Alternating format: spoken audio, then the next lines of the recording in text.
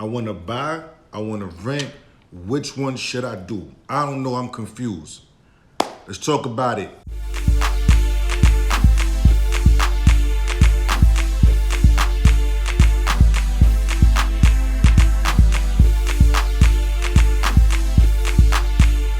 What's going on, good guys? Chris New in here, Chris New in Real Estate, chrisnewinerealestate.com. Like, comment, subscribe.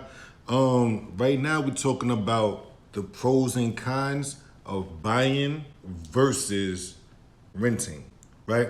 So I get this question asked to me a lot. What's better? Should I buy? Should I rent? Should I rent? Should I buy?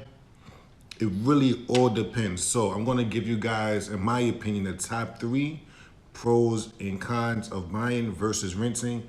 You guys can basically, figure it out on your own what's best for you. It really all depends on your goals, your situation. And let's move forward, let's get into it. Right, so let's talk about purchasing, buying your first property, right? What are the pros? In my opinion, the top 3 pros, we have the value increase. So as we know historically, real estate goes upward, right? So it's going, no matter what, real estate is going to continue going. Back in the 60s, a property could be $40,000, $50,000. Now in 2023, 2024, that same property, 600,000, 700,000, 800,000. So now you buy $800,000 property. 50 years from now, that $800,000 property, 3 million, 4 million, 5 million. We're going to look back at the time and be like, oh man, remember when we could get a property for $800,000? So the value increase is always going to be there. So you're basically making money on top of money. That's number 2, ownership. You own it. It's yours, right? Especially, depending on what you have, right? Let's say you have a co-op, it's a proprietary lease, so you don't own it. You have a condo, you can do basically whatever you want to the condo. You can't do nothing structurally, that's the building. You own the air rights to that unit. You own the air rights. That's what a condo is. Your ownership of air rights in that box. That's what it is. So you can't do nothing structurally to the property, but you own it. It's yours, right? If you wanted to bring a giraffe in the condo, imagine bringing a giraffe in the condo. Your neighbors are going to be like, wait, how you even fit? It's like Clifford, right? You got a big red dog just hanging out. That's hilarious. But ownership, you get to do what you want. It's yours. You pay everything on time. You can't be kicked out. It's yours. It's yours. If it's paid off, you only have to worry about property taxes. If you live in a condo or co-op, it's property taxes. Well, co-op isn't property taxes, but property taxes and maintenance, basically. But it's ownership. It's yours. You have the freedom of mind, the free of mind that you don't have to worry about, other mucho. Third, freedom to do what you want. If you want to knock this wall down, again, depending on what's going on, you can knock the wall down. If you want to put up a photograph, you can put up a photograph. If you want to put a washer and dryer, if you want to rearrange the kitchen, you can do what you want, right? There's a process that you have to go about it, but you can do what you want. You can't really do that with renting. We'll get into the renting in a second, but you can literally basically do whatever. I can't say literally basically, but you can basically do what you want when you own it. It's yours. So that's definitely a pro. So those are my 3 pros. You have the value increase, you have the ownership, and then you have the freedom to do what you want. Pros, those are the pros. Cons, in my opinion, top 3 cons. It's expensive, right? So it's not as easily accessible, depending on what price point you're in, right? To just pick up and buy a house. That's not feasible for a lot of people. So it's a lot of money that you got to put down. We're talking, if you're a first-time home buyer, 3.5%, 3%, 3%, 5%, 10%, 20%. Depending on what it is that you're trying to purchase, possibly more. It's a lot of money that you got to come to the table with, and this is just a down payment. We're not talking closing costs. We're not talking about your agent. Like, this is a lot of money you have to come out of pocket.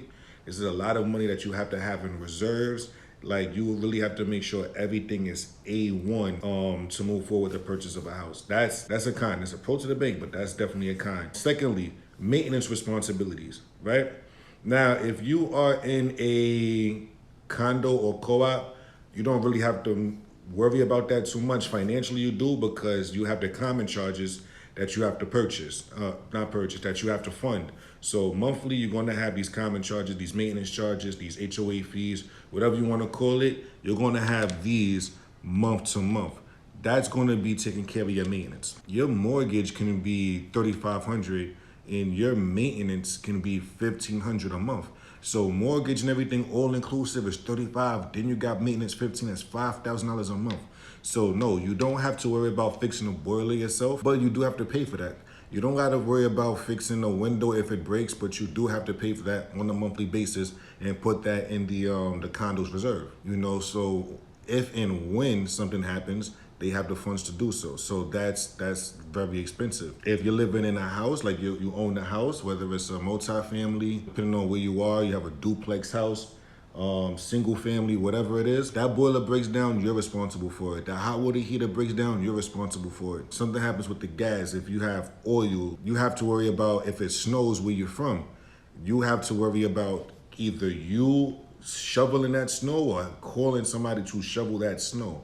Like, these are things you have to worry about, right? If you're in a price point to where you actually can have an elevator in your house, which is crazy, the elevator breaks down, you have to worry about that. That's on you. So that's also a con, because you have to worry about those, that maintenance. You don't have the peace of mind to somebody else will do it. You have to do it. Number 3 is stationary, right? So you do have people that have purchased multiple properties all over the earth, right? If you're not one of those people where you can just go from here to Brazil, to Afghanistan, to Australia, to Europe, back to the United States, whatever. If you're not one of those people, that house that you have, you kind of have to be there. You're there for 30 years, probably less, probably more, whatever you decide to do. The goal is for you to be there 30 years, right? So you're there on a 30-year fixed mortgage or adjustable rate mortgage, whatever it is, right? And you can't really, you can, but it's expensive because you're still paying that mortgage. If it's a condo or whatever, it's common charges on top of that mortgage. And then you go somewhere else, you're gonna rent there, like that's expensive, right? So you're stationed, you just have to be here. So if you're in Miami, you have to be in Miami. You're in New York, you have to be in New York. Those are my cons. Those are the top 3 cons in my opinion. Again, those might not be cons for everybody. In my opinion, those are the cons. Now let's talk about renting, right? Top 3 pros in renting. You have the freedom to move around. So one of the cons in buying was you're stationed, right? Renting, you have the freedom to move around. You have a 1-year lease. Maybe you have a 6-month lease. Maybe you have a 3-month lease. Maybe you're month to month. You can get up and go. Okay, I don't like it here no more. I'm gonna go. I thought I wanted to be in a financial district. I don't. I want to be somewhere in Tribeca. I thought I wanted to be in Crown Heights. I don't. I want to be more towards Prospect Heights because I like Prospect Park. These are things that people think about, and you think you love one area, you don't love it. The parking here sucks. I thought it was okay, or yada yada yada. I really don't like it. All right, let me move on to something else. You now have that freedom. Maybe you might be locked in for a year. Maybe you might be locked in for 18 months. Maybe you might be locked in for 2 years. Who knows? But you're not there forever, right? You don't have to worry about selling your place to now buy a new place. You don't have to do that. It's you getting up and going within a matter of months. Number 2, it's more affordable. You don't have to worry about putting 5% down, 10% down, 20% down. You don't have to worry about that now. All you have to worry about is first month's, let me say in New York, is first month's rent, security, might have to do the broker's fee, right? So you're paying, let's say, just to average it up, you're paying about 3 months, right? Broker's fees can range, but just to keep it simple, you're paying that first month 3 times. One of those months, you get back at the end of your stay if you make sure everything was good. That's it. So if your rent is $2,000, come to the table with $6,000. 1 month for the 1 month's rent, which is going to pay regardless. 1 month security, just to make sure you don't mess up anything. You're going to get that back. And then 1 month for the broker, right? So you're basically coming to the table with $4,000, and $2,000 is going into a separate account. That's it. It's still your money. You have access to it at the end of the lease, right? Now that landlord can actually put that money in a